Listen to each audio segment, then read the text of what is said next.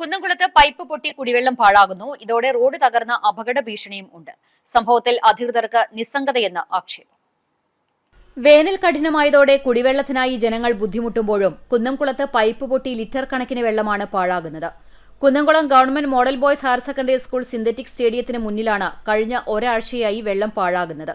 Road തകർന്ന് വലിയ കുഴികൾ രൂപപ്പെടുകയും ചെയ്തു. റോഡിന്റെ വളവ് വരുന്ന ഭാഗത്ത് തകരാർ സംഭവിച്ചതിനാൽ അപകട സാധ്യതയും വർദ്ധിക്കുന്നുണ്ട്. പൈപ്പ് പൊട്ടിയതിനെ തുടർന്ന് റോഡിലേക്ക് തെറിച്ചു വീണ ചരലുകളും കല്ലുകളും കാരണം ഇരുചക്രവാഹനങ്ങൾ തെന്നിവീണ് അപകടങ്ങളും സംഭവിക്കുന്നുണ്ട്. കഴിഞ്ഞ ദിവസങ്ങളിൽ ബൈക്ക് യാത്രികരിൽ ചിലർ നിയന്ത്രണം വിട്ട് വീണ് പരിക്കേറ്റിരുന്നു. ഒരാഴ്ചയായി ദുരവസ്ഥ തുടർന്നിട്ടും നടപടിയെടുക്കേണ്ട വാട്ടർ അതോറിറ്റി അധികൃതർ തികഞ്ഞ നിസ്സംഗതയാണ് പുലർത്തുന്നതെന്ന് നാട്ടുകാർ ആരോപിക്കുന്നു. വിവരം പലതവണ അധികൃതരുടെ ശ്രദ്ധയിൽപ്പെടുത്തിയിട്ടും പൈപ്പ് നന്നാക്കാനോ റോഡിലെ അപകടാവസ്ഥ പരിഹരിക്കാനോ യാതൊരു നടപടിയും ഉണ്ടായിട്ടില്ല. കുടിവെള്ളം പാഴാകുന്നത് തടയാനും റോഡിലെ കുഴികൾ അടച്ച യാത്രക്കാരുടെ ജീവൻ സംരക്ഷിക്കാനും ബന്ധപ്പെട്ട അധികൃതർ അടിയന്തരമായി ഇടപെടണമെന്ന് നാട്ടുകാർ ആവശ്യപ്പെട്ടു.